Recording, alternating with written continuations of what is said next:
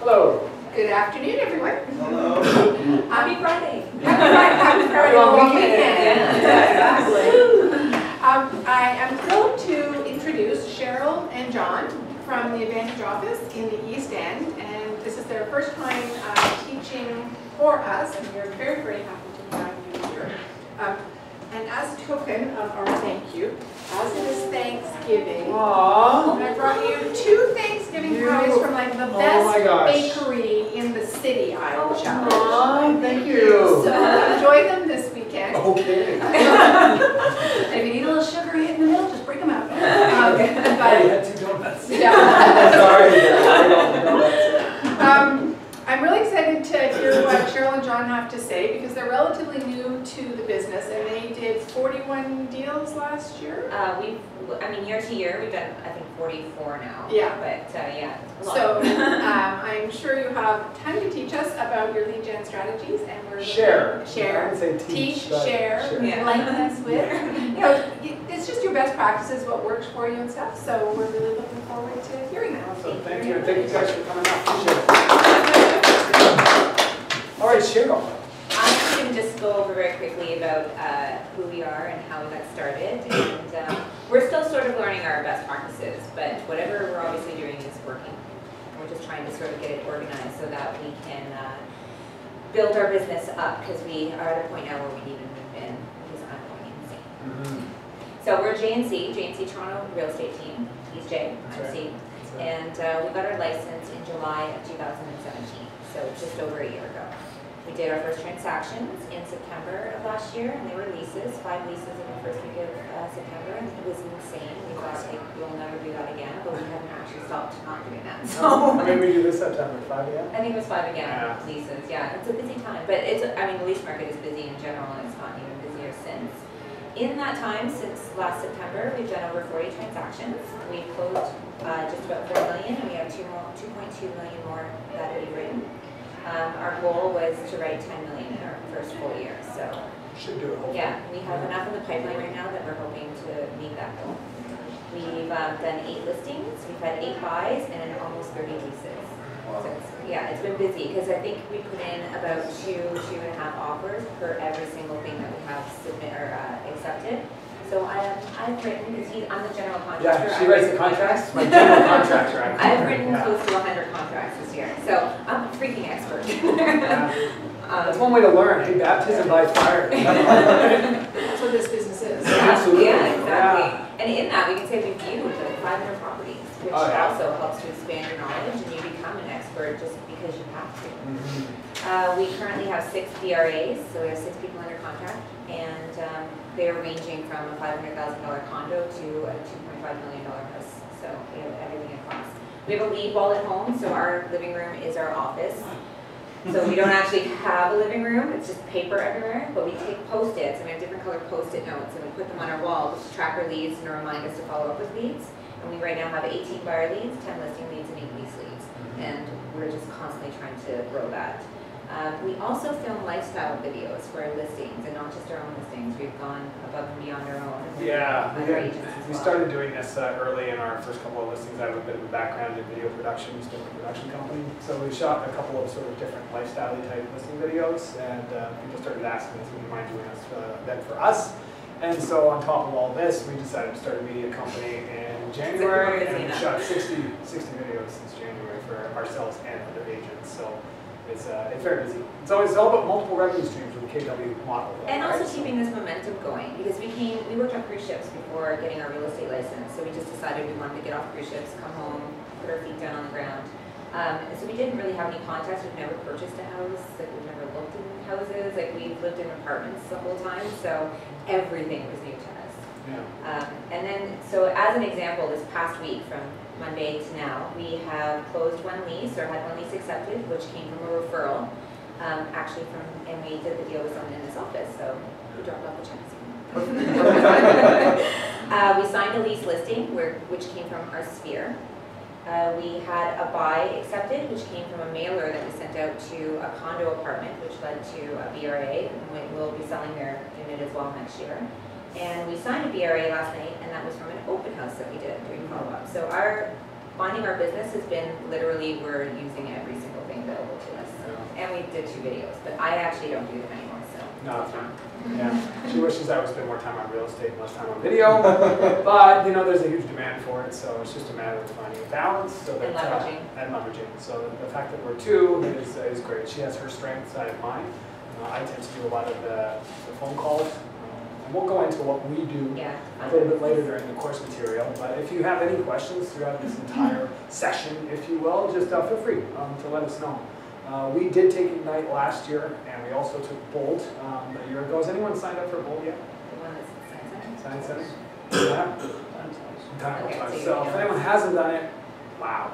Like, we'll talk about that as well, how you can develop your good habits for the generation through Bold. So for us with Ignite, we found that every session that we went with Ignite last year was great to hear of different people's adventure and what really worked for them, because everyone has their own story and everyone's going to be doing things a little bit different.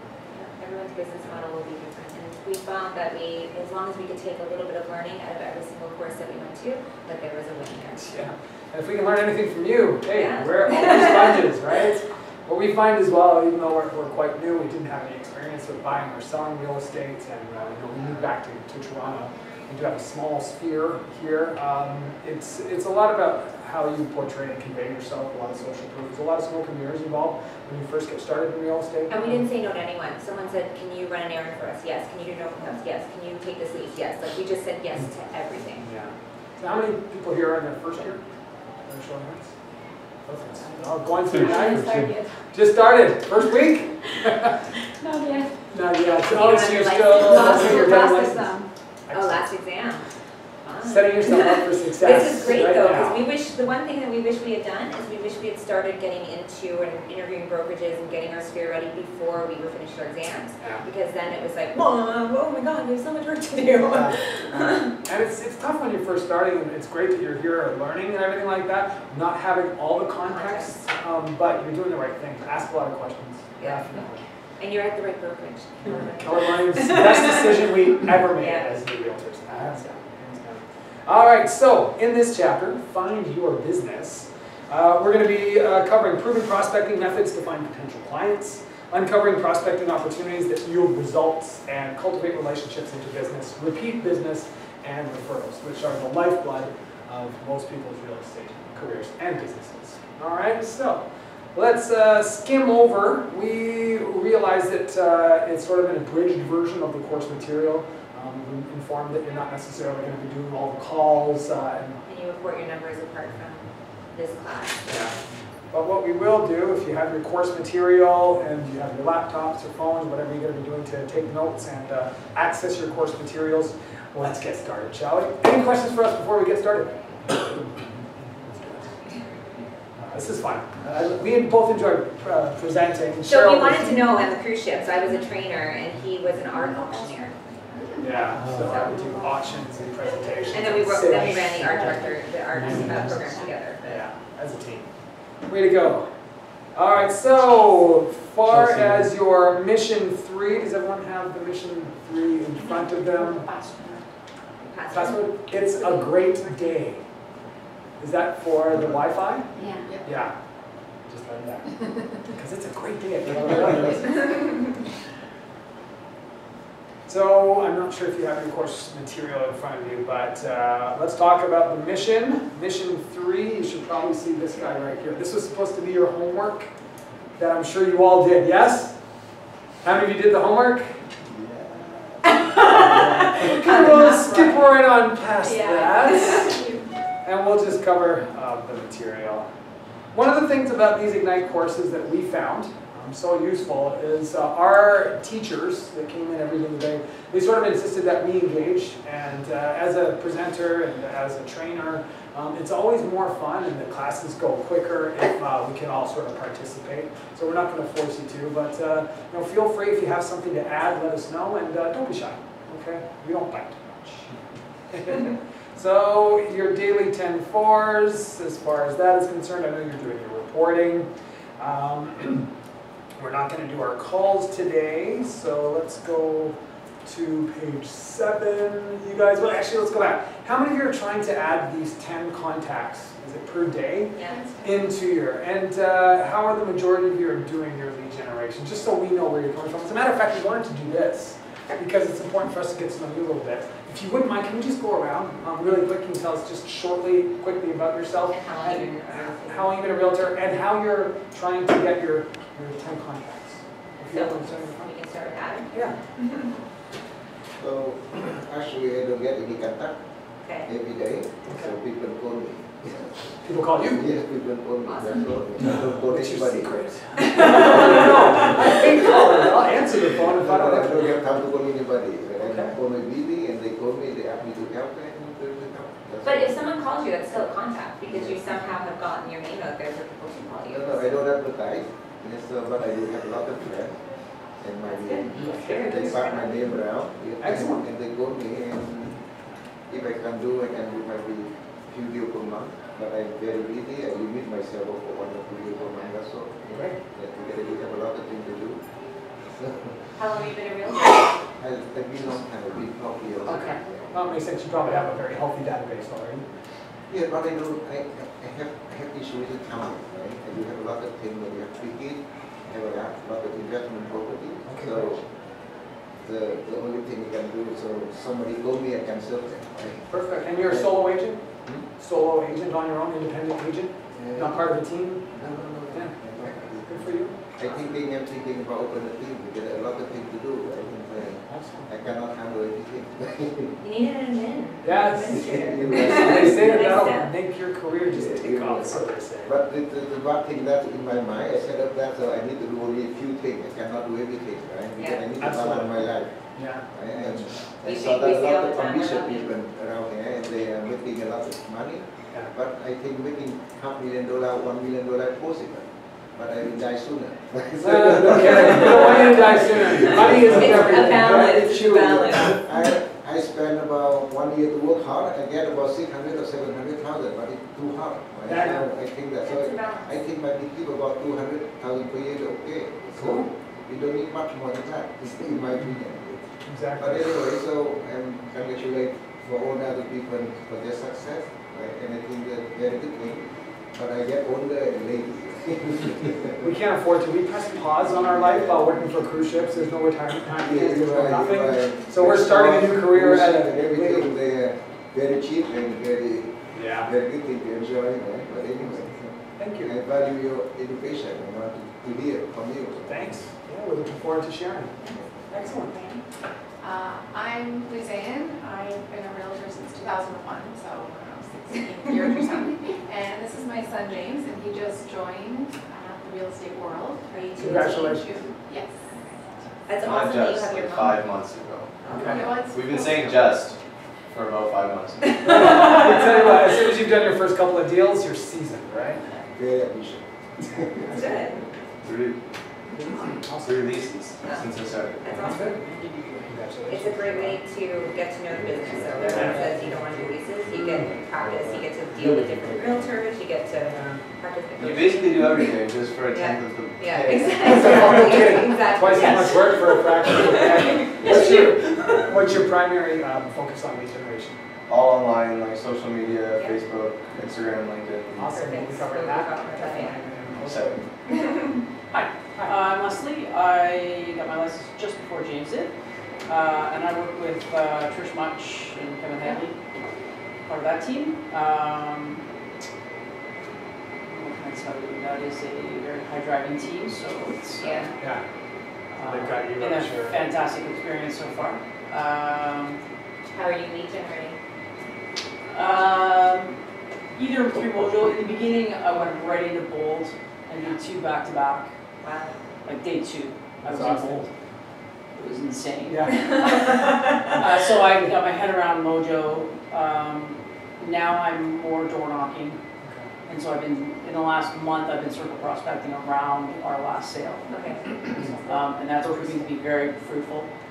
And I've had 2 buys. We're on my first 2 listings, and I've had 3 leases as well.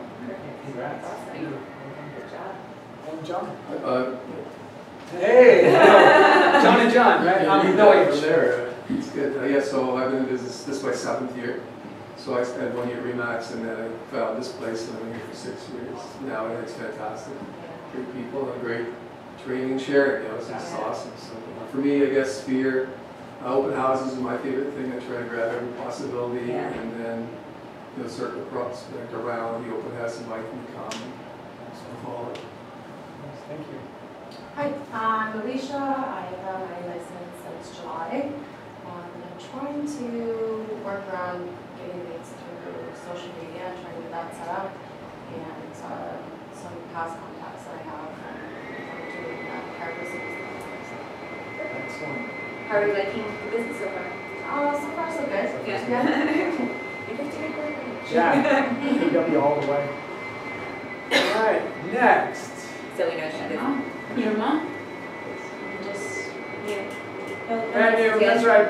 Well, welcome. My contact thing will be the like friends and Spheres. yeah. Social Start media. telling them now that you are close to getting your license and that you'll be available. Like start asking people if they're going to be buying. Picking up Absolutely. schools. And George, you as well. Go through your Facebook, go through your phone, start making an Excel sheet or get into some kind of your database. Get as much of the contact information as possible and organize it as quick as possible because that will definitely help you hit the ground running. So I'm Joe. I'm just complete my first year in real estate, and primary lead generation would be door knocking. That's what I prefer. Nice. Did you have a good year? Well, You'd like to have a I better mean, year it this year? could be much better. Yeah. Put it that way. Great answer. Can always be 3 better. transactions. Yeah, awesome. So I need your wisdom. Sure, we'll do our best. I guess Kevin? Yeah, hi, I'm Kevin. I literally just started beginning of July. Got introduced to Mickolwin from Kashi. Awesome. Looking forward to it. Most likely I talk to friends and referral from friends as well. And thinking to start a door knocking soon. That's about it. Beware of the thinking about it because sometimes that can take 6 months before you Just do it. Just think about doing this. And just do it. Yeah. Exactly. Thank you. Be like that, yeah. Excellent. Yeah, hi. My name is Tashi. Yeah. I started in June. Got licensed in June. Then maybe talk about today means I did one lease, and I sold 2 condos which are closed, but 2 condos which are already closed. But I'm just waiting for some paperwork because there was some change in mortgage bill, so you can say 4 condo. Okay, But awesome. right now I've not done anything yet. I just made some video on Facebook, and through that I started generating leads. But if I talk about my past life, I have almost like 10 years experience into calling area, inbound, outbound call centers. Okay. I would like to explore that avenue. Inside And sales. also like door knocking, like I like that. But I want right now my problem is like I'm not very much confident with the paperwork, like buying, selling, everything. So I think once I complete the Ignite course, I think I will be more handy with the paper, because if you get lead also, if you're not sure about the paperwork, it will become a joke. So No, you won't because you're Keller Williams and That's there's right. a million people in here that you can That will call. I'll tell you, we weren't confident with our paperwork either in the beginning, but Go to I spent a couple yeah. of Friday and Saturday nights crying. I'm not kidding. Oh, yeah. Because There's you get lots of somebody tears. late on a Friday or Saturday, you don't want to bother other people and say, how do I do this? So you figured out though, and there are agents, and I'm sure there's agents in your office that will be available to you to walk you through that. That is the least of your worries. Practice will get you there. Get the leads and get generating the business, and then the paperwork comes after. Absolutely, and the confidence will come as well. Yeah. I know at the beginning there's a lack of confidence, but those are sort of limiting beliefs, right? Try to get those gone so that you can move forward, you know. And organization is key. We're going to cover organization when you're doing your lead generation so that you feel more comfortable, more confident, and won't let things slip through the cracks. because for my past project I didn't use Facebook ads. Now I think I have 2 projects coming up very soon, maybe in a week's time. I'm thinking about using Facebook ads. Though my technological part is not very strong, but I think watching YouTube videos and all, I get some idea what exactly. So I thought I would try it. Yeah, try it, exactly. Can't hurt. And it's not too much money either, you know, to do Facebook ads. I guess we'll talk a little bit about that later. But I think that the tried and tested forms of lead generation are still always going to be the pillars of most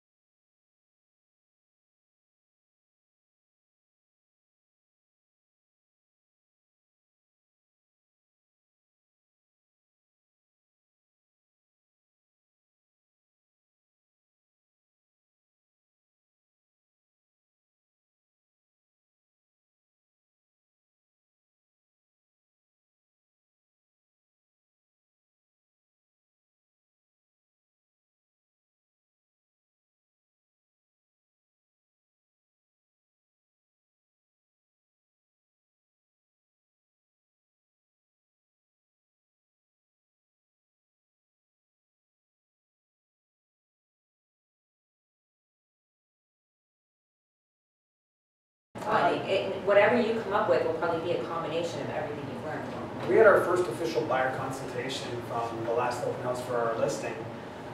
Because I'd never really been as forward asking for a buyer consultation with someone doing a phone call follow-up from a sign-in sheet. We normally end up showing people things without a BRA, Yeah. and then we've been lucky that we haven't had people. And so we met this young couple at our open house, and I like to do a lot of calling for following up. Instead of cold calling, I'll actually do follow-up calls for people that I've met at the open houses.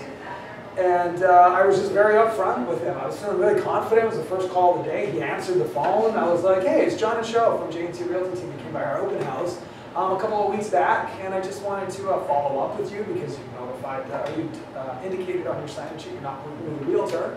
And we are here to help. We do have an opening this week. We'd love to offer you a complimentary buyer consultation. And he said yes. I was like, I think this actually works. This guy can be that easy. Right? You follow up and you ask a simple question like this. And we didn't necessarily call it an appointment. I called it a complimentary. I said, we're happy to help. We developed a little bit of rapport. He was friendly when we were chatting at the open house. The thing about open houses is Cheryl and I and some other good open housers, we always look at that open house as maybe a chance to make a friend and a connection. We're not looking at like, oh my gosh, you got to sign up this, and have you signed with the buyer? It's like, make it conversational, be friendly. And if you can make a connection with someone, again, it's a numbers game.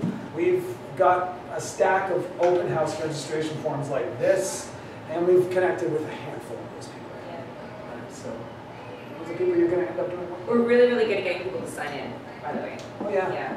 Yeah. We've got the big sign saying due to Ontario Real Estate Association. I don't even think it's a sign. I just ask. I just hand them. Really quick. Oh, hey, you don't mind signing in real quick before you come in, before you leave? That'd be great. Just that simple. And people just do. Or if they don't, we're like, oh, you signed in already? Or did you want to know the selling or the sold price? You just want to give us your Even though you won't have that one now because everyone's going to be out there.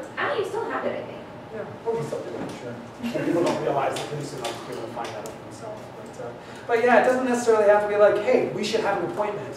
These are soft questions that you can answer to try to get that appointment or that meeting or to cultivate that relationship. So cultivation, we're going to go over real quickly because that's the fourth C. And essentially, if you don't get the appointment, if they're not looking to sell right away, you still want to keep in touch with them. You still want to develop that relationship. Or they sign a BRA with you, they buy right then, in the next week or two. Don't just forget about them, because a lot of realtors will do that. They're like, yes, okay, we got the buy, we sold their house, and then then they get forgotten about.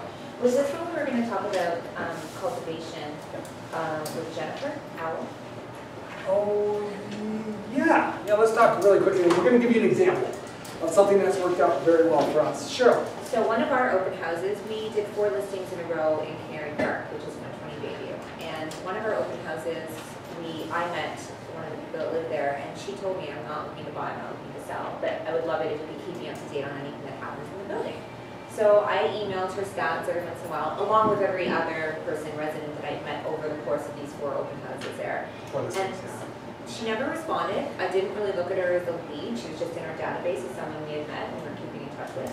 And then out of the blue one day, she messaged me and says, do you also do leases? I was like, yeah, sure, how can we help? She said, my sister owns a house in Riverdale and she needs it rented out. She doesn't want to do it by herself. So that turned into meeting her sister. We signed this lease listing, and we also then got 4 of our own realtor leads of couples, young couples who will all be buying in 3 years that didn't get that lease because she chose someone else. We then put those 4 couples into their own leases. The one of them already referred their brother for a buy. Another one referred a friend for another lease. Like from that one person who wasn't even a lead, all of this business has come from it. So. Yeah, and we're going to start tracking that. Just from this one lead leads to this many clients as we said. But in 5 years' time, that might turn into $10 million in written volume. It's pretty crazy. We can actually trade that person back to one of our first open houses that we did at a condo at 1000 King, where we got our very first listing. A guy came through. It was so unbelievably busy. We had 140 people through on one day and 120 on the second day. Like we couldn't even keep track of it. And it was so difficult. Those are the kind of open houses where it's hard to connect with anyone. It's actually hard to get any kind of leads from them. But there was one guy, ignored everyone else, because there was this one guy, Andy, who, we started chatting, and I was like, okay, everyone else is signing in. Started chatting with him. He seemed like he was genuinely interested. And, we chatted for a while. We followed up with a sold price. I asked him if he'd still be looking to buy a few weeks later and a few months later, and then he calls up out of the woods and says, we want to sell our place at Canary Park. Would you mind coming in for a listing presentation? It was the night of our Christmas party for our brokerage. So we're like, yeah, we can fit you in this one day. So I'm in a tux, Cheryl's in a gown, and we're like, we always get dressed up like this for our listing presentation. We're like, you do? We're like, well, yeah, no, we've got this. So we went up against 2 other realtors, another Keller Williams team against us, and they ended up choosing us. But from that one listing that we got, we ended up doing all these open houses, so we can trace a lot of things from that back one to listing. this one We guy. got 4 listings in that building because we leveraged that. And then from one of those open houses that we did for that building, we ended up with these leases. Can you talk a little bit about the logistics of running an open house in a condo? Absolutely, and it's going to come when we do open houses, which is actually a little bit later. But we'll make sure that we get to that before. Yeah. Absolutely, because we made sure that we have very successful open houses in the condo. Yeah. But you're right, not everybody does it well. Not everyone does it. Yeah, exactly. You're supposed to, depending on the property management company, they'll usually require another realtor to be in the lobby, Which a lot of realtors don't do. which is tough. Beneficial if we're a team. Yeah, and then there's some concierges who are cool and just let people in, and then there's other buildings that are such sticklers that sometimes you might even want to team up with another person from your brokerage possibly, and split the leads and share the time, like an hour, first hour, and then swap it over, second hour, or split the days, Saturday and Sunday. One person's in the lobby letting people up, and another person, or if you're a team, you just do work out the best way you can. All right, so shall we go to sphere? Your sphere of influence, which are all the people who know you, trust you, and need do business with you. So for Cheryl and I, we put together our sphere of influence, and we thought we were going to crush it with our sphere because we know a lot of people. It turns out most of the people that we know are from other countries, international, all the people we worked with on cruise ships over the years. And also our age. A lot of our friends own houses and have bought and sold Have multiple realtors. times, and they have a realtor that they trust already. Yeah, and plus we haven't lived in Canada for many years. Even though we kept in touch with people, we'd see them every 3-4 months, and we weren't necessarily that close to them. So most of our success, we can probably say that 90–95% of the money that we've earned has been from people that we haven't met until a year ago. So the sphere of influence is very useful for most people when they're starting out, but it hasn't been what we've depended on. Had we had a good sphere of influence and been in the country, and but our situation is a little bit different. For those of you that have been living and working in Toronto and just getting started out, definitely use your sphere of influence. And they're the people that are going to help you. How many people do you have in your phone, for instance? How many contacts would you say? Hundreds? Hundreds. Hundreds, yeah. How many Facebook friends do you have? About 200. 200? Yeah. They say that the actual average sphere of influence for most people is about 150. So that's right, before you get started into your real estate career, of course, and then you want to aim to grow that. So how many people here are comfortable asking their friends for business? Good for you. Good. Depends. Yes. Depends on the person. It depends on the situation. There's so many layers to it. Absolutely. I hate it. Marty, so I absolutely hate It it. depends. the card in there. My relationship is always very jovial in this business with all my The card friends. is whatever Yeah, happens. and I found it very difficult to straight up ask them, especially when we were first yeah. getting started and not having any context to what the whole business was all about. So some people are very good at asking their sphere for it, and some people are not so good. However, It's easier to ask them for referrals. Yes, like in gold when they. Yeah, I mean, I know they already own, right? Yeah. I know their situation. They're not, so why would I ask them if they're going to sell? Yep. I found it's creating a balance because you don't want to go from having a relationship where before you're a realtor where you just, you hung out as friends and then you go 100% business and now they're like, I don't want to hang out with this guy anymore. So all they talk about is business. Yep. Especially on social media. A Yes. lot of people go from like personal and then all we'll do is post business related stuff. And I'm like, I don't care anymore because this guy, that's all he cares about. So it's fine. It Yeah, is, exactly. definitely, and we'll talk You about see it friends, actually. you see these friend suggestions and you're like, I thought I was already friends with Yeah. them. too much real estate. We'll talk about, there's an 80-20 rule with Facebook, especially in your personal page, on how much business you should be posting.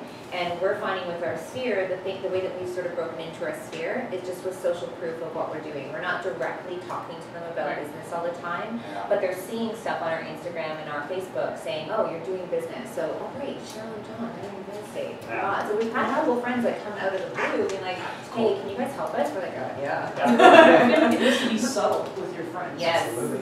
It needs to be very passive, but there. It Agreed. needs to be there enough that they know that you're in real estate, Yes. but not too present that they're annoying. Oh, Yeah, no, and I think Too that's, pushy. that's But if you're so passive that, you know, the next thing you know, you found out they bought, and they go, oh yeah, I It's sort of got forgot money. about real It estate, needs to right? be in their, on their radar. yeah, not- they're peripheral. Yeah. Absolutely. And that's something that we've learned over and over again is that, and they hammer it at some of the trainings we've done, is that your friends don't know that you're in real estate, and they don't know that you're in taking your business to the level that you are. You have to tell them that. Yeah. And it might not be something that you have to say in their face, hey guys, I'm a realtor and I can help you. It could be just showing them just little by little or dropping comments here and there about the business that you're doing so that they remember that you're a realtor and that's what you do. Yeah. Because friends like to help friends. Like I'm a connector. So if someone says, I need a hairdresser, I'm like, oh, let me give you mine. You know, like I'm like that. And a lot of people are like that. So if they know that you're a realtor and they trust you and like you, they're going to want to help you run a business, even if it's not them using you for your business. If it's better to do it, for example, in the personal page, or if you open like a profile, other profile. Yeah. We will get to that. We will get for that, and the answer to that question is most people would say to create a business page, Yeah. an actual business page rather than a simple. And then share it on your personal. That's right. Yeah. So I'm going to zip through a few of these things so we can get down to some of the things that we can actually do the social media which we want to cover. So here on page 22 it says, your turn, sphere of influence. This is where we're supposed to take 10 minutes and you're supposed to count up the number of names. You're supposed to write down as many names as you can within your sphere of influence. Now I know a lot of you people don't have the course material, so that's no problem. Instead of us taking 10 minutes out of this, where you guys are just sitting writing down names, I highly suggest you do this at some point before the next course. Because if you can just, as fast as you can, try to think about as many people as you can. What are some of the categories? The categories are your immediate family, right there. And if you go into KW Connect and type in Ignite, the course material will be there. Download Module 3, and this is page 22. So within your sphere, it says immediate family, so they're helping you categorize this. Hobbies, groups or sports, personal services, hair, nail, etc. Because you know where I get my hair and my nails done. Your friends, your teachers, or your kids' teachers. Because your kids and their friends and family, man, that's a whole other sphere of influence for you. I've heard you don't have I have a kid. Yeah. Okay. Your home, auto repair. Relatives, not your immediate family, but your relatives. If you go to a place of worship, your church, any clubs, if you do volunteer work. Other real estate sales representatives. Believe it or not, busy ones that can give you lease listings or lease. Claudia and Jose did it That's for right. us. Yeah. People from other brokerages have called us up because they know that we don't say no to anything and given us lease listings. Because they also know that we'll take very good care of their clients. Let's see, what else? Professional services, doctors, dentists. They know tons of people. If you're in with your doctor and dentist, make sure you write their names down. Your mortgage, title, appraisers, inspectors. What do we call these people? There's a separate category for those. Your allied resources. You should definitely get a list of allied resources, especially if you're new in the business. People that you can trust to refer business to. These home inspectors, of course, anyone that's maybe a handyman, painters, mortgage people, because there's lots of mortgage people out there. Some I don't even know, they're always adding us on Facebook. Past co-workers, bankers, other lawyer, etc., etc. So if you can, start to write these down, start to categorize. That's your sphere. They may not be in your telephone, they may be on your Facebook, but just try to get as many of those as you can. Oh yeah, we talked about. Yes, time blocking. Cold calling with the real estate brothers. These are the Provencher brothers. They work out of our office. Yes. Actually, before I do the video, I want to talk about time blocking. It's called the 3-3. Now, how many of you here do cold calling? Only a few of you. Okay. If you were to get into cold calling, it's proven, it works. It's not for everyone. We'll do the quick video and we'll talk about it. But when you talk about lead generation, how about warm calling? Just calling your sphere. Actually get on the phone and do that. Most important thing with the 3-3 is make sure that you're organized.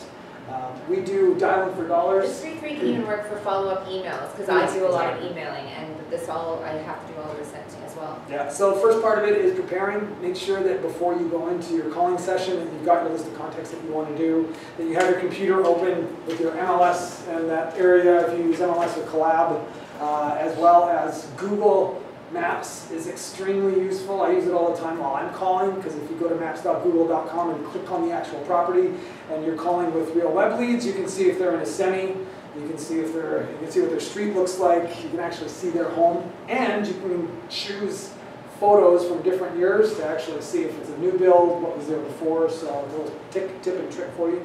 So, and also practice your scripts. If you're not doing scripting yet, I highly recommend doing scripts. These guys do an amazing script call once a week on Tuesdays. Yeah, log in, look them up. It's great. You don't even have to participate, you can just listen. There's always a couple of people who have objection handling that they need help with, and they just kick, have you done it? Yeah. They're awesome. Number 2 is prospect. It's actually doing the calling, the emailing, whatever you need to do. And with that is update your database as you're doing it. We talked about it. Once you get that information, write it down, put it into the database. And then number 3, track your results. See how many contacts you made during that time. See how many contacts you made over the week and how many of those contacts turned into your leads.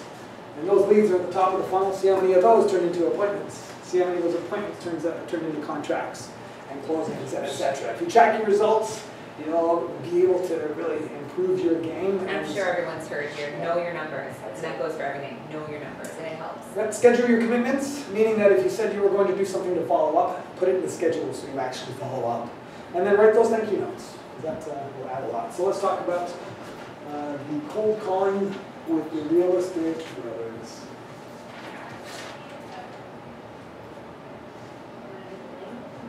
No, so I'll say where we're from and then you get questions. Is that all right? Hi, my name is Dylan Provenche. I'm Sean Provenche. We're from Toronto, Ontario, Canada. We're the real estate brothers.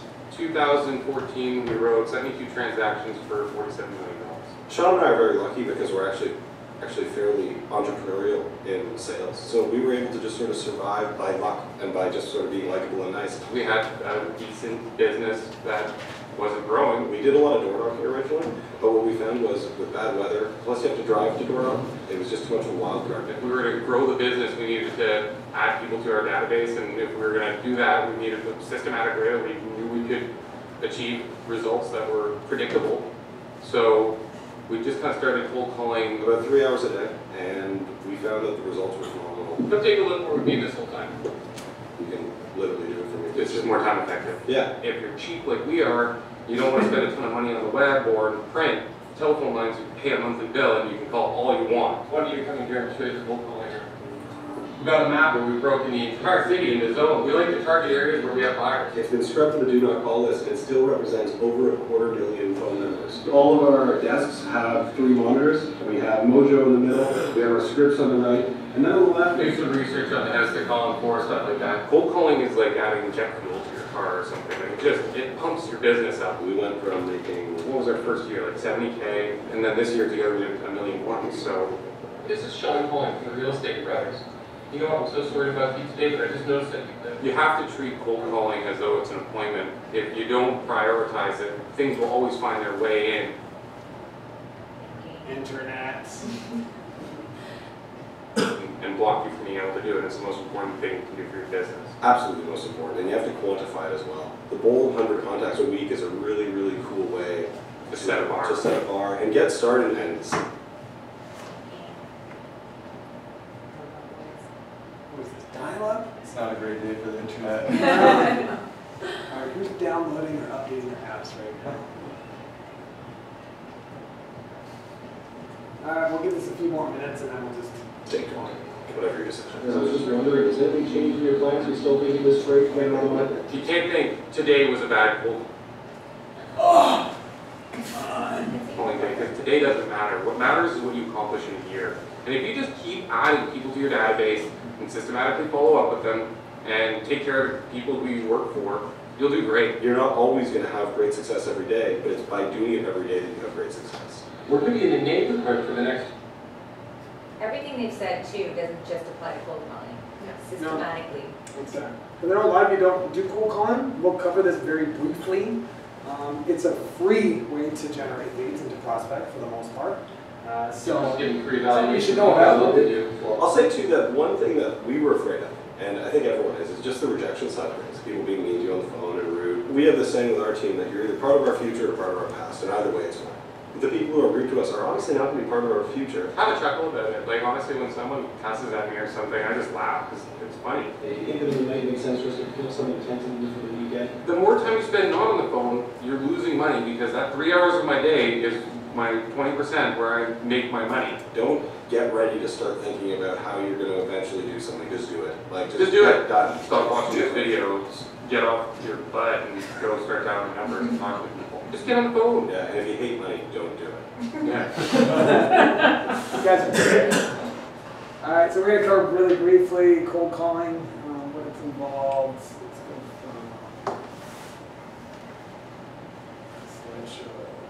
from current slide. All right, any questions after that video? John, Yes. is that number only for landline or is it also for cell phone? For some Both. Yes. Yeah.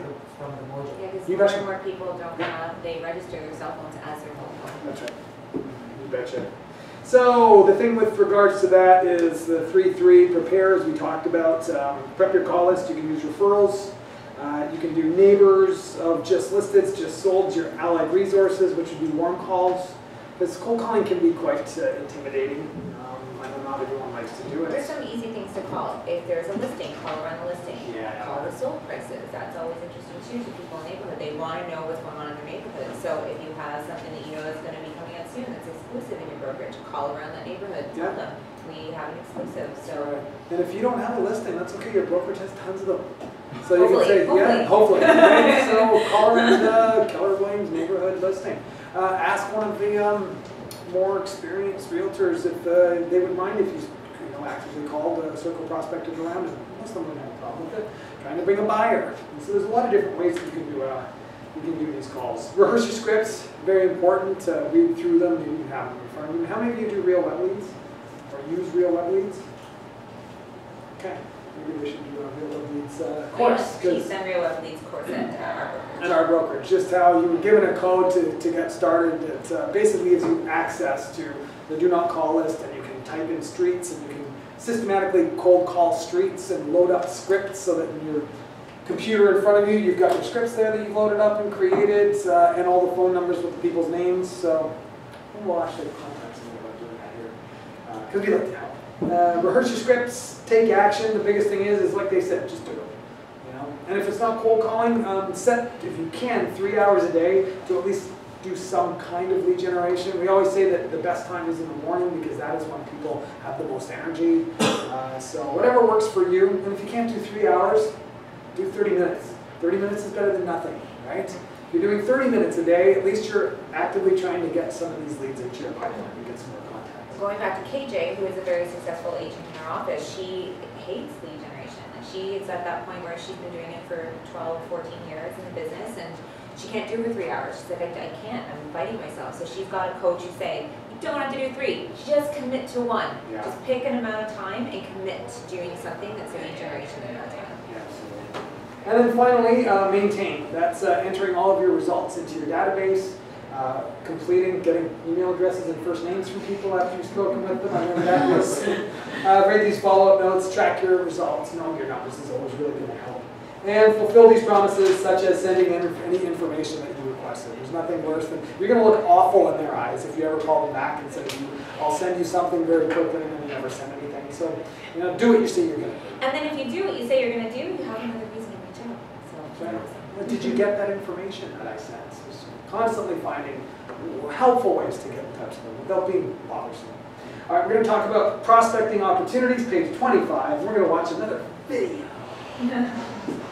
I like videos. I like to make videos. I'm not sure if you guys have seen any of our videos. this is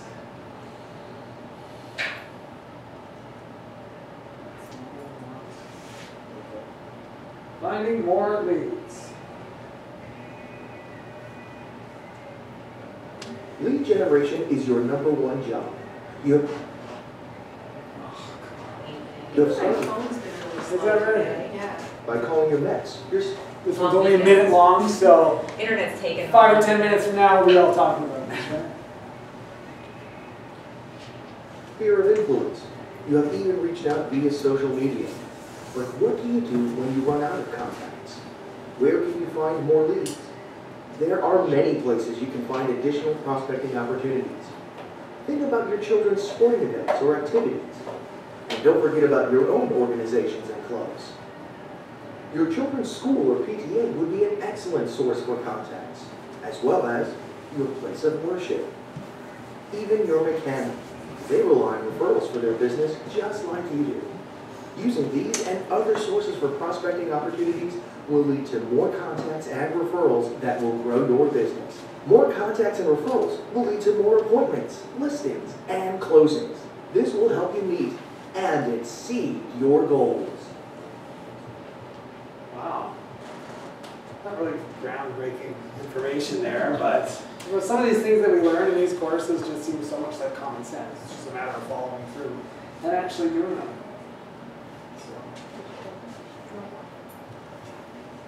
Did you close it?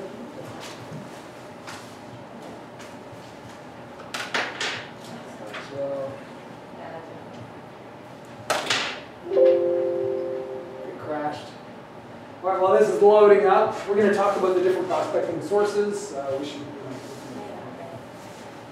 So we're going to talk about #1, door knocking and geographical farming. We'll cover that briefly. #2 in the course material does talk about FSBOs. We're not allowed really to try to canvass FSBOs for business. For sales anyway, so they say. You can Go after the buy. That's right, yeah. So if you have anyone that's for sale by owners, you can call them up and not try to get the listing from them, but handle if they're selling, you're going to possibly need to buy. So I'm sure that you guys actually do with your cold calling, right? Yeah, it's a good way to do it. As well. So I was just going to say, one strategy I do is try to bring buyers in to one of those people. Yeah. I a few times got the listing because I was the most active person bringing people in, giving feedback and talking, so That's that can work as well. Yeah, it's a huge way for people to have listings to get a lot of businesses trying to approach FSBO. You don't see it as much in Canada. You have to be a little bit more creative when it comes down to it. And doing something like that will really make you stand apart. I've been able to go in and view their listing so as a preview for buyers. Yeah. And they just, Smart. here's the code, help yourself. And probably if they're around, they want to pick your brand as much as they possibly can, and I'm sure can lead into a listing appointment, or at least helping them on the buy side. But it'll probably lead into a listing appointment because. So how did you find, John, how did you find that you got the listing appointment? Was it just that they call you and say, we like it, you've been bringing people through? You're having conversations every time anyways, right? And then you can sit, I don't know, it just sort of comes up. Maybe I should be choosing you. Yeah, exactly, so just jump on. Smart, just try that. Let's add another thing to I know, we're going to talk about the ways that we can we pause what we're saying? Like yeah, if we talk about prospecting sources, Cheryl's going to tell you what we do for our lead generation. And then before we get more into social media, then we'll finish what he's doing. Yeah. So the first thing we did was open houses. So when we were first starting out, we didn't want to spend any money. Anyone who had an open house, no matter what the area, no matter what the condition of the house, we'd say yes. And then we can also go through what our open house, we had a checklist of things that we would do to prepare for this open house. So we would put together an invitation video that we would put on our social media. We would put together our MLS sheets with our own branding. We would do little open house invites. It would be a half page that we'd go around and door knock with a couple of days or the morning of the open house.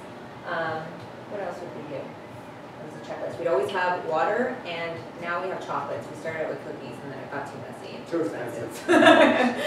So, yeah, we do that. We always put music on in the open house, so we'll have a speaker with like chill out music or jazz.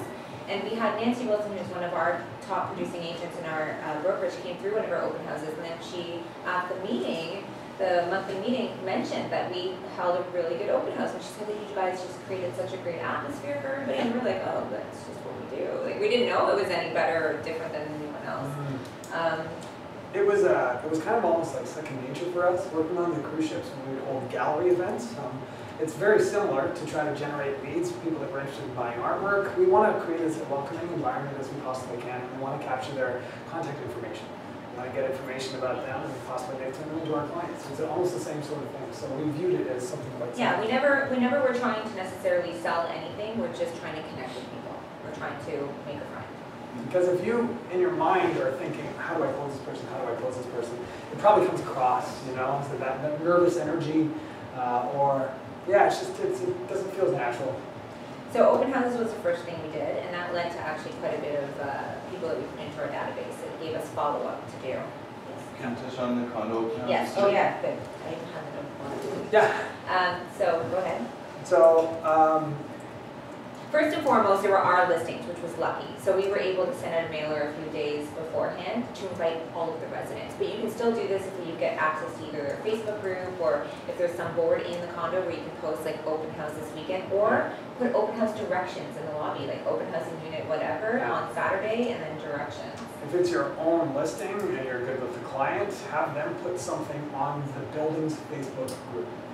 A lot of condos have Facebook groups, and Cheryl and I have got a lot of business from it because we've also produced lifestyle videos, and we've also, we'll do a lifestyle video just for the open house, and we've had them post it saying, hey, we're doing an open house, my unit's going to be on the market. If you know anyone that would like to buy into this incredible building, come check it out. And if it's a good video, has good content, then that's brought a lot of the residents in. And those residents have turned into other, great leads for us, a couple of listings, and just people that we kept in touch with.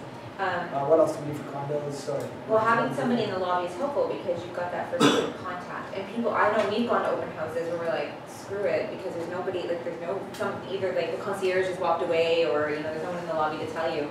John would stand at the front door because it was way too cold for me to do it. Yeah. And he'd say, are you here for the open house? Can I just take your name? I'm going to text your name up to Cheryl. Go down the hall, third floor, turn left when you get out of the elevator, and Cheryl will be there. People would walk in and go like, oh, John said to say hi, she must be Cheryl.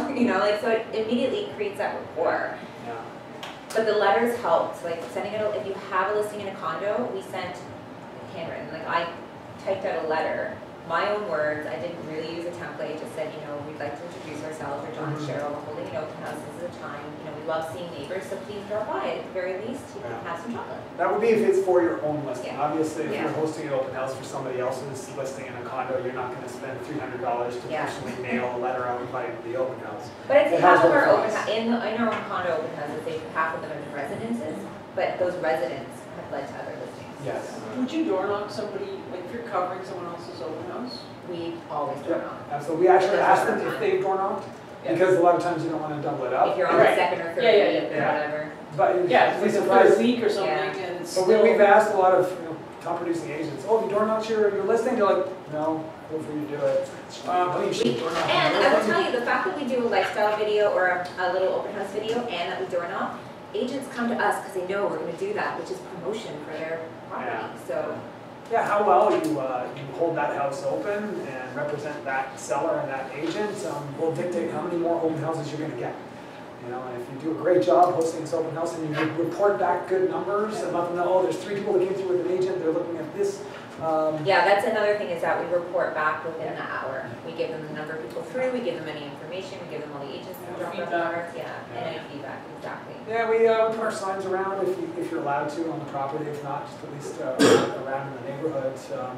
Can't really door knock always, you're not supposed to. So yeah, so we don't do that. Yeah, the Provenchers actually got kicked out of a condo building for trying to put flyers. Flyers and door knocking and all that.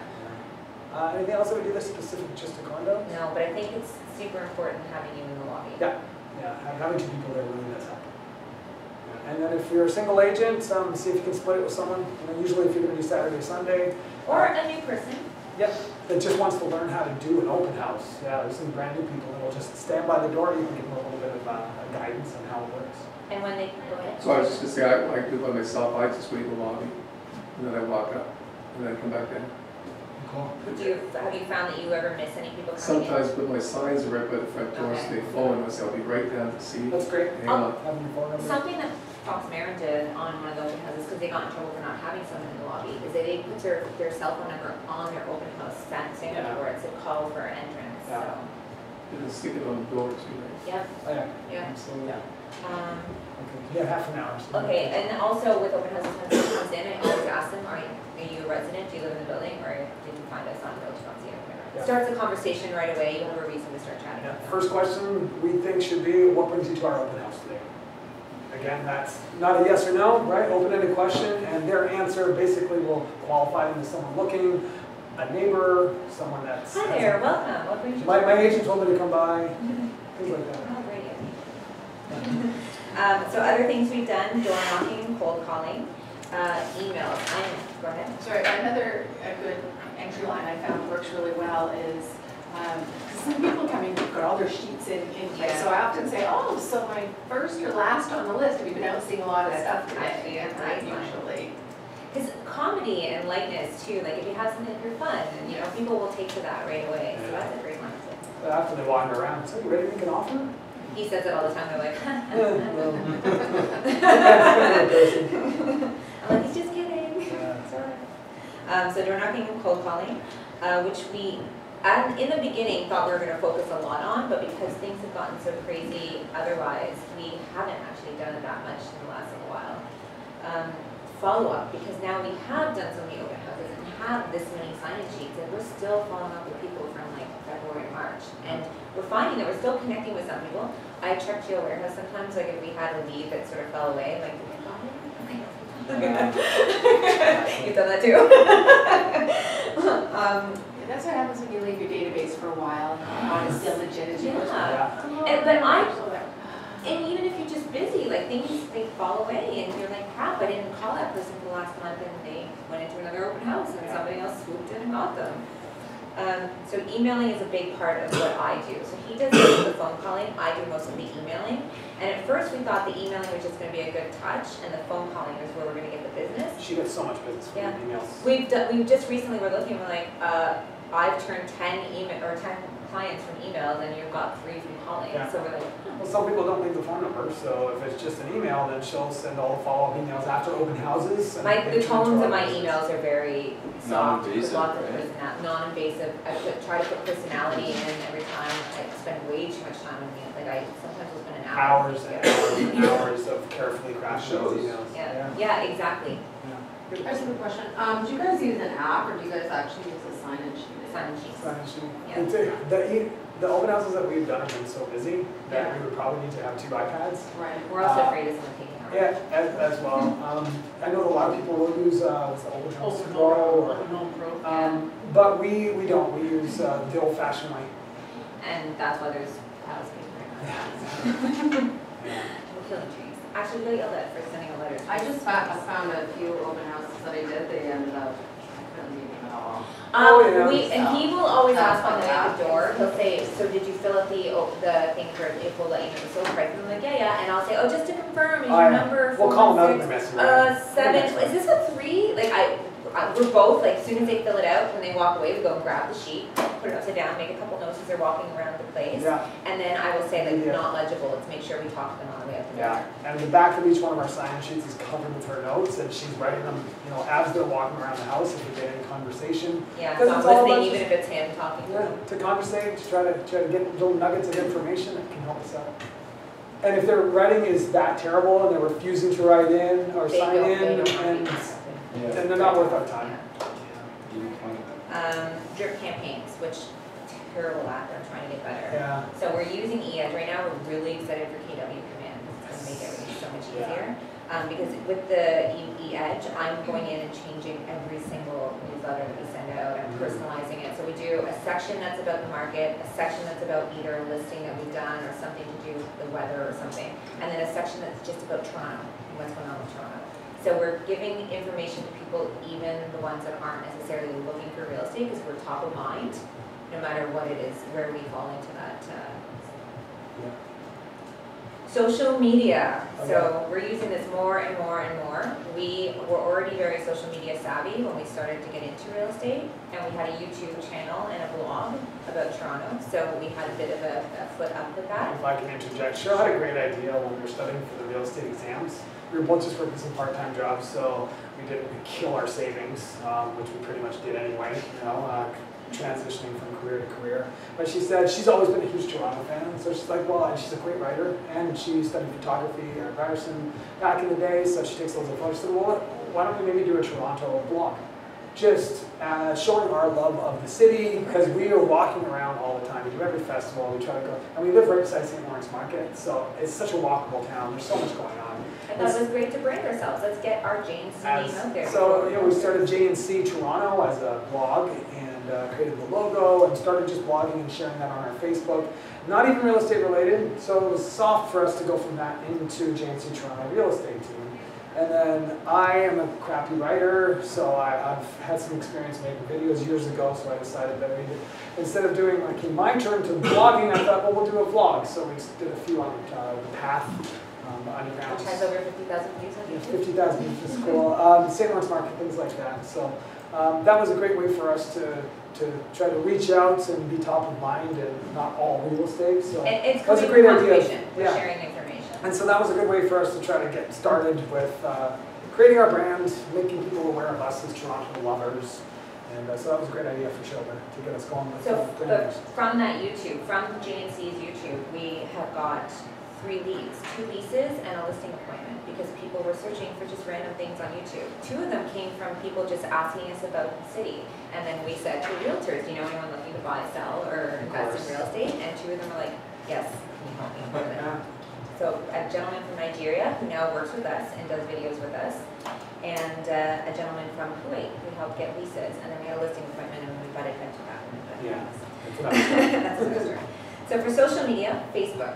Facebook's a big one, and it's probably our demographic the most that uses Facebook. Millennials use more Instagram apparently. Yeah. That's what I hear. But with Facebook, we have a business page where we try to post at least once a week something real estate related. We try to make it as often as possible about our real estate business. So if we're doing an open house, if we don't have a listing or a sale to promote. Are you opening it? No, what I'm going to do is I'm going to work our way back, because it's near the end of the course material, and the last thing that they cover with regards to prospecting sources is social media, because Cheryl and I do the vast majority of our business, and not the vast, like we do door knock, we do cold call, but that's... We concentrate the most energy on our marketing. We do, which is social media. So I think that if you guys want to know how we've been successful, yes, it's been from cold calling. We've got probably 3 or 4 good leads led to 1 listing appointment. No actual sales yet, but we do believe that Carol's going to turn into a listing. And I don't do a ton of cold calling. There's warm calling, which is follow-up from open houses, which is yet another thing that we'll cover. Although we've already sort of covered what we do with our open houses, because that's a huge part of our business. FSBOs, you guys have talked a little bit about that, so if we want, we can get back to that. But if you guys have any questions with regards to what we do to social media, I thought maybe we'd do social media and work our way back.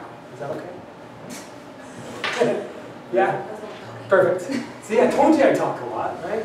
I was also an auctioneer, so I talk really fast sometimes as well. Okay, back to Facebook. Facebook business page we post, but then if there's, especially if it's our own listing or it's something to do with our open house, one of us will share it on one of our personal pages, and we tag each other. And then we comment on each other's stuff, because engagement in social media is half of the thing, like what you need to be doing. Because when someone engages on a post, it shows up in other people's news feeds. And once you see conversation, and I personally think that we have this argument all the time about should we be really professional or should we be a little bit more fun. I think personality is what sells you. So that's always in my mind when I'm posting something, like make sure that the blurb I'm writing is a little bit funny and a little bit like how people perceive John and I to be. And people seem to think that we should have our own reality show because we bicker a lot, so I will make fun of John a lot in our posts. I hate it. Hate it. No, I know. I post funny things on Instagram, and I'm like, can I post you with... Oh, she posts pictures of me like sleeping all the time. That's not funny. But people seem to, you know, I get a lot of likes anyway. And then I got her back one time when she was reading. I wasn't reading, I was emailing Selma, or MCA. And I don't even use Snapchat, that's her thing, but I downloaded Snapchat and got the squirrel filter. So I was like, Like this, Because like, hey Cheryl, she and, turned up, and she turned into a squirrel. It's like nothing, and then I posted it, and now we got a lot of it. That's more personal.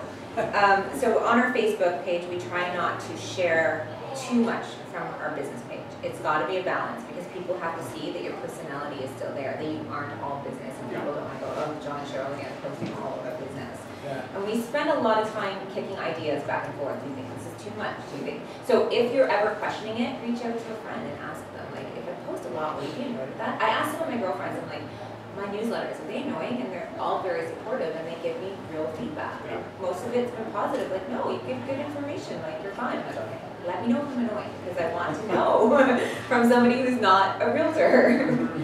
And then there's Instagram. And so we're talking about our brokerage. There is the Parker Group, and they do a huge percentage of their business just on Facebook. So joining groups, yes? Something you do a lot of Facebook, you guys do sponsor? Yes, when we have listings, we 100% sponsor ads. We've spent probably less than $50 per yeah, listing. less than $500. Can you have somebody else? We do it ourselves. Yeah. We do everything Teach us ourselves. how to do it. You teach us how to do it. We're just learning as we go as well. There's a lot of people that concentrate and do as a business how to do SEO and great Facebook ads and how to do it. We are still green light, red light, so we're not going to pay anyone Red to light, do green it. light, John. Green light, red light. So we're learning as we go. Google, YouTube, how to do stuff. Yeah, which is basically what we're doing is that we're learning. But there's some great resources out there if you're going to pay. That's when you choose the people that you want to. Yes, that's super important. Newlyweds, having a baby soon, just engaged, divorce. Postal codes. Yeah. That's a big one. Postal But codes. when you're doing the ad, definitely try to target and don't go too far out of Toronto. Although people from Mississauga or Oshawa are buying in Toronto, that's not going to be the main people. They say to try to target into niches if you can. For Instagram, Yes. do you have personal pages and a business page, or just the one? So we and both you set it have. up as a business page. We both have a personal page, and because I already had such a large following base, we thought we'll do most of the real estate stuff off of mine. But then I have to mix up personal as well. Yeah. So as there is a group in our brokerage that does most of their business through Facebook from ads and also from joining groups, there is a woman in our brokerage who does 95% of her business through Instagram and Insta stories, and she did $400,000 last year. She made $400,000 last year. Yeah. So Nazma Ali, if you ever want to follow a good Insta storyer, Her group is called the One Group. Nazma at NASMA Ali ALI.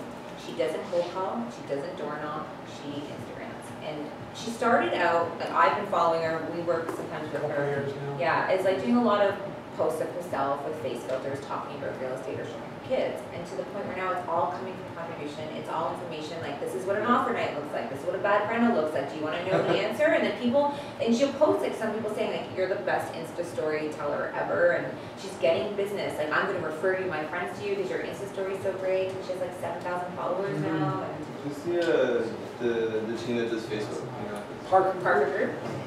And it's actually one of the two, Chelsea, she posts a lot and engages a lot just on her own personal Facebook. And she joins groups. She's part of like mommy groups and like she Neighborhood lives in the groups. upper beaches, and she's all the neighborhood groups, and she just engages with people. I think that you can like leverage your sphere because everyone has interests, and if you can be proactive in different hobbies and then leverage those connections for your business. Absolutely. Yeah. We got a lease lead from it's called the Ladies Community, or any of you ladies part of that on a Facebook group. It's called TLC. So the lady, and I've seen it now because I've joined since we got this lead, where like a woman will go, okay guys, I'm in this part of Toronto, does anyone have a realtor? And of course it was like 500 realtors, like I'm a realtor, I'll use my realtor. And somebody had gone onto one of those posts, checked out every single realtor that was recommended. One of our old clients recommended me, and then she chose based on what our Facebook business page was like. Yeah. Called us and said, you know, I was recommended by someone who she didn't even talk to, just posted my name in a Facebook group. So it's just engagement. Just always be sort of like looking. Chelsea spends a lot of time on Facebook because she's constantly looking for that person saying who needs a realtor, who knows a realtor. I'm in this area, I need, this, that area thing. So she's answering constantly. The thing is, ask your clients for reviews. It's one of the first things we did from the get-go. We were lucky that we did 5 leases, our first as first transactions the first month. So we were able to get a number of reviews early on in our career, and then that's just started to grow. So if people are scrolling down, they see for the last year all these 5-star reviews. And it started with leases, but it's now for listing properties, it's now for selling properties. So as people go and look at reviews nowadays. And almost all of our lease clients didn't say that we help them find a lease. Yeah, They said they help them find a place. Yeah. Where do you guys tend to get a lot of your content that you post if it's not like one of your listings? We produce a lot of our own content. We produce a lot of our own videos. However, there's great content if you just start looking around Facebook, community events. Like it should be 80-20. Let's talk about the 80-20 rule just quickly. Okay, but not on your business page. On our Facebook business page. Okay. Yeah, well, Facebook business page, they say that it should be 80% of it fun things with regards to, your neighborhood, groups that you belong to, festivals that you think are interesting, handy tips for, getting ready for the winter, how to buy a cottage, etc., etc. And then 20% should be about you, your listings if you have them, open houses, etc., etc. Because you don't want to also come off as too braggy. You need to know, you need to look like an expert. We should probably be posting more content on our Facebook page. It's something that we should be doing. It's just, it takes time and we're busy. It's so much work. Honestly, the last 2, I'm part of a mastermind group that has us sort of tracking what we're doing when, and so I've been writing everything down. I'm working on average 14 hours a day. And I'm tired, like I'm cross-eyed by the end of the day. I'm like, I still haven't posted on Facebook. Or Instagram, or yeah. But it's a huge part of the generation, so you've got to try to make time for it, time block for it. Do you create your own newsletter? Yes. Yeah, you're monthly? Right. Every month and a half, 2 months. Does it become harder the busier you get? Yes. Yeah. Do you think it's worth it? Yes. Because there's so many, our database is huge from these open houses, and I can't reach everybody all the time, and we don't have enough time in the day, like, we just don't. So, and because on the edge you can see who opens it, the click rate and everything, I can see, I'm like, oh, that guy, they just opened our email, like, make sure you call him, because he's obviously thinking about something to do with real estate. She'll tell me who to call, due to who's open others. And we've got a lot of people onto Collab as well over the last year or so. And watching them log in and seeing what they're favoring and everything like that, it's a great chance for me to give them a call. And it's given me, like, we have 2 women right now that keep logging on the Collab who've told me they're not really ready to buy yet, which I'm honestly, I'm sending them like, oh, just in case you're interested in the neighborhood that I see them looking at, like, like. Collab is awesome. Yeah. Just try to leverage everything. There's not, our lead generation methods are 11 long because we do everything. We don't spend 3 hours cold calling. We just never stop talking about real estate. There are certain realtors that will tell you that's too many, and just to concentrate on 1 or 2, but that hasn't been much work for us. Well, it's not, it's because we've been getting leads everywhere, so we're like, oh, we have to pay attention to everything. Exactly. We talk to, we go to Jays games, we start chatting with someone beside us, they're like, what do you do? We're real estate agents, suddenly we're in this big real estate. And everybody wants to talk about real estate. Everybody, it's easy. It involves everyone. Yeah, it really is easy. Like sphere networking is number 10. Like it's not even like we do it because you go out to parties on the weekend or birthday parties. A lot of our friends are turning 40 and 50 right now. So, and then they say, how are you doing and how is the market? And then all of a sudden you're chatting about real estate again. Well, Marla turned into a buy-lead. Marlene. Yeah, so from going to a birthday party, we have a lead that just came out of whatever. I find it difficult in the parties. I do a lot of events, and it's very hard, like, to focus. Like, okay, she wants to buy something, and then we're talking about, like, we're having drinks and food, and everybody wants to talk to you at the same time. Okay, can I have your number and call you after the party? And then after the party, what happened? Follow up. Follow up. That's very hard. Yeah, Actually, other things like cold calling and doing all stuff. Absolutely. Well, it's just a matter of finding that we're still learning it. I feel like we're letting leads slip through all the time because we just don't have enough hours in the day to put our business together. But I think that, and you'll probably agree with me, Suzanne, since you've been in the business for a long time, like it is what it is, and it eventually evolves into something. So you just gotta not give up. You find your niche, you find out what works best for you. Yeah. As long as you keep the momentum going. That's what we were talking about last night. So always keep moving forward. Instead of just sitting back and going. Don't focus on the fact that you didn't maybe follow up with someone or that you lost an opportunity. Just keep moving forward. because there are so many people out there that do need your help, and that, you know, like we go, why do we have such bad luck? And then he'll say like, we have really good luck actually, because other things are happening. Just because those ones that you really wanted to happen didn't, doesn't mean that other things aren't going to go forward. I didn't want to do the leases. I did a lot of leases last year. This was my first years. Yeah. And I felt that I did a lot of deals, but I didn't make money.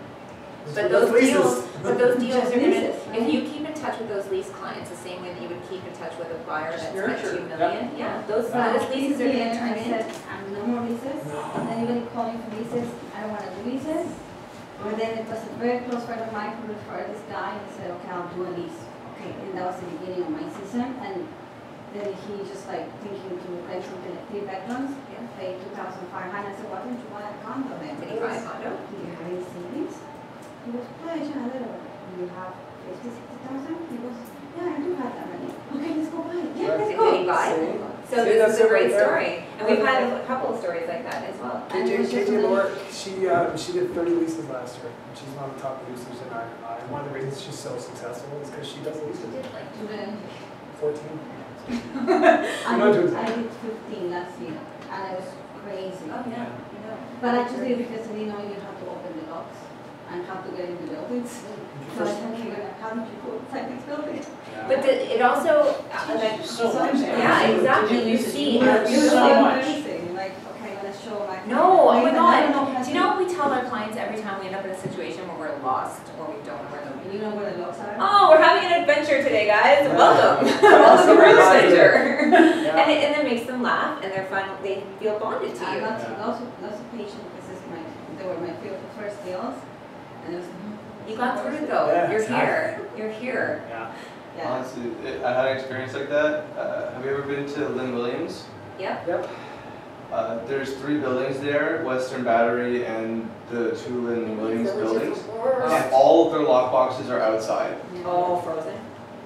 Well, it had rained the day before, so they're all full of water, and all the cards had brand, so you couldn't see any of the info on any of the lockboxes. So me and my 2 clients, we had a little adventure that day, and we all had our flashlights out, and we were all looking through the lockboxes. That's awesome. Yeah, so But that's a good client. Someone's gonna help you too. in my age, we were like getting out of university, so We're going to be doing a YouTube when we get the time Series. it's called Real Life Real Estate. The first one we're going to do is lockboxes. Yeah, because we've had so many lockbox adventures, and Cheryl was saying, well, is it really for our clients? Ever been locked out of the stairwell? Yeah. Oh, yeah. I myself the other day, and I had to like walk up a whole bunch of. I'm like, oh, I know. I'm sure that a lot of clients who've ever been with realtors trying to find that stupid lockbox will be able to relate to that as well. So, so going back to Insta stories, I think, do you want to? Well, no, let's just try to have a look and see. Mailers too. So not only our listings, but we randomly decided to use, we did really well in Carey Park. We broke records every time one of our listings sold. So it was a great way to like send a mail like, hey, we had 25 offers and these 24 people want to buy in this building. So we got 4 listings in a very short period of time. They're like, why don't we try the neighboring building? And our buy last week was from somebody that called us from that mailer. Just say, hey, we're JNC. We sold a bunch of units in the building next door. Just wanted to know, since people look in the area, you know, any buyers. Got 2 minutes left. Did you just do a generic mailer? Like a 9-cent Canada Post? Actually, no. One of the things, if I can, we initially for the open house letters, Cheryl hand wrote the address on every single one, 380 units. Wow. I broke my. Yeah, so what I said is like, Cheryl, just write the address without the unit number, I'll scan it, and then make it into something digital, and then we can just print the envelope. So it still looks like it's handwritten, and then she just writes the unit number. It still took like, every time we do something, that takes like 4 hours. So there's no name on it, but it's handwritten, unit number, address, and it has a real stamp. Yeah. And then she will type up the letter that says, Dear Canary Park resident, we'd like to invite you to the open house, or just wanted you the first to know that your neighbor sold their condo, there was 25 offers, which means there's 24 people that want to live in your crib. And whatever information I can use to make it sort of stand out, that we're not just sending something generic. And we put we've got one of the door knock cards for a complimentary home evaluation, we put those inside as well, and that's been very successful for us. Like that's really what launched up for us. They just put it on their door and No. you walk. No, you know inside. on the cards, Yeah. you just put them in the envelope. in the envelope. So they have the letter along with the complimentary home evaluation card in that handwritten letter. And the amount of just listed postcards with the standards Canada Post or whatever, those 98% of those go straight in the garbage. If there's an envelope with a real stamp, we get a much higher open rate there. Yeah, and we know so many residents in that building now that we just sent, we did a video for the first 6 months of 2018, like what do the stats look like in your building for sales and leases, and we sent it to the 50 emails that we have from people in the building, and they on their own started a whole conversation on their Facebook group because one of them screenshot the conversation and sent it to us, just so you know, everyone's talking about you again. Yeah. So that kind of stuff, it's a personal touch, and it does take a long time to do all of this stuff. In 3 or 4 hours, we'll sit in front of the TV, folding stuff in envelopes, and we just say every single time, this just turns into one listing, it's totally worth it. One listing, it's totally, and every time it's turned into something, so. And one of our biggest lead generation activity is video. So if we ever can produce or shoot a little bit of a video, and I've actually done a how to use video to generate leads, a small little seminar, maybe see about doing it here, but it's led to a lot of business. It's all about having engaging content though. That one little thing that we did was about 2 minutes with talking about how much their units have gone up over the last, say, 6 months. And anyone that bought pre-construction buildings about 3 years old was like mind-blown if they hadn't heard, what's the numbers were indicating that they've doubled their money essentially in the last 2 years. So sending that out, putting it on our YouTube channel, sending the link out to who we had as far as our emails were concerned, and then having that shared on Facebook was a huge one for us. Another 2 small things that we've done, which I wouldn't say you would want to concentrate on this being your main lead generation. We did coffee in a dog park. So we set up a table with all of our cards and information and a frame that said, let's talk real estate, and we just chatted with people who had dogs in the neighborhood. 10 minutes and coffee. People come over and say, what's this? We're like, well, we just wanted to, talk real estate with you guys. I love dogs, so I want to pet with your dog, and we can chat. You guys live in the building, and it's just a way to initiate a conversation. And then Riverside BIA. Oh yeah, this is another thing coming from contribution. Yeah, I shot a listing video for another agent with Remax for a listing in Riverside, and we also approached and shot a couple of local businesses, a bar, restaurant, and a wedding dress place. And during that process, when the video was released, it was put in front of the Riverside BIA by somebody, and I was given their contact information. So I reached out and said, I'd love to do a minute-long Instagrammable video for a few local businesses. And she said, well, how much is that going to cost? And I said, absolutely nothing. I'd love to do it. I want to support local businesses here. All we ask is that we be able to say, brought to you by JNC Realty.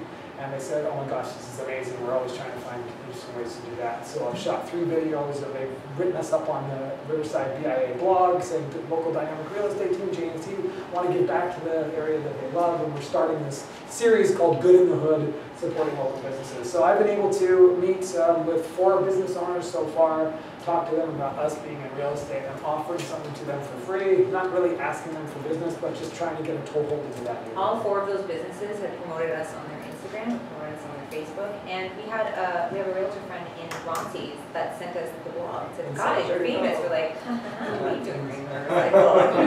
So it's about thinking outside the box. Yes, there are these sort of 5 main areas: social media, FISBOs, for open houses, sales rep, cold calling, door knocking, however many that is.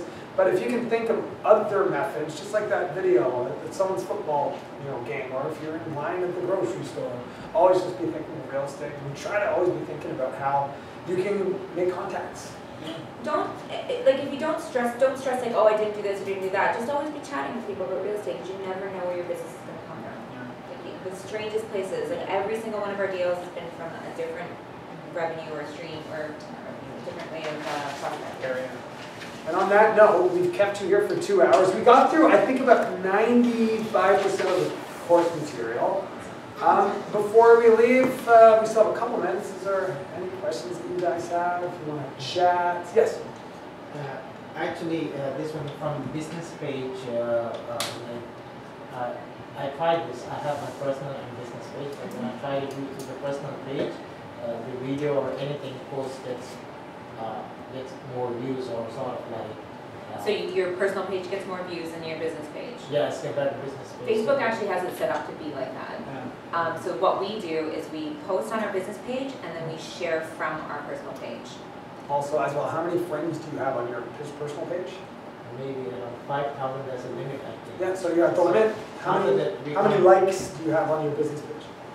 Business page, I think very less, maybe 170. Because So- I don't know how to use it properly. But we only have 380 likes on our business page, so not a lot either, but we know that when we post on our business page, it's really only going to be targeting those 380 people, and even then it won't show up in all of their news feeds, because business pages don't take the precedent in the news feed. That's So then if you go on as yourself and share it to your own page, then all of a sudden your 5,000 friends will see it as well. And it might even make some of them go and click on your business page. And Also then- invite all of them to like your business page. Yeah, every single one of your friends should get an invitation to like your business page. Don't wait for people just to randomly like it. Go out and ask them. My question is like, are we authorized to do advertisements from our personal account? On your personal page, they won't allow you to do sponsored. It has to be from a business page. It's I'm not not impossible, talking right? about Facebook advertisement, I'm talking about general advertisements. I have It's your personal page. You can do whatever you want. I can do it. Absolutely. It's just, do you want to, like, do you want your 5,000 friends to see you advertising? That's the only question you have, like, yeah. If you have a bigger reach and you're reaching 5,000 people, put your listing up there. Put some more information about how great you are. When John and I first got into real estate, we knew that between us, we have 3,000 friends on Facebook, and we wanted our friends to know that we were in real estate, so we made a post. Do you guys want to know what we've been up to for the last year? Studying for a real estate business. So if anyone's looking to buy, sell, or invest, winky face, we're here. And we had like 300 likes on them, because people are like, oh, is that what you guys have been up to? That's promotion. We're promoting ourselves in the real estate business. Do whatever you want to do. It's your business. It's your Facebook page. Yeah. It may or may not work, but So then what is the difference of having the Facebook business page as opposed to just your personal? It just tracks it more, right? Well, you can also buy sponsored advertising on your business. You page. can Can't put do that. your like it's more, and people will also check for your reviews. So when people look up you as a realtor and you have a business page, you'll be able to check your reviews, your phone number, what brokerage you're with, what you've been doing business-wise. But then if your personal is just your friends, then they're also gonna, if you share that stuff onto your personal, they'll see it as well, and then it's more about social proof than anything else. With your business page, there's more ways to engage. You can obviously do the sponsored ads. You can do polls. Do polls, and as well, you can check out the analytics.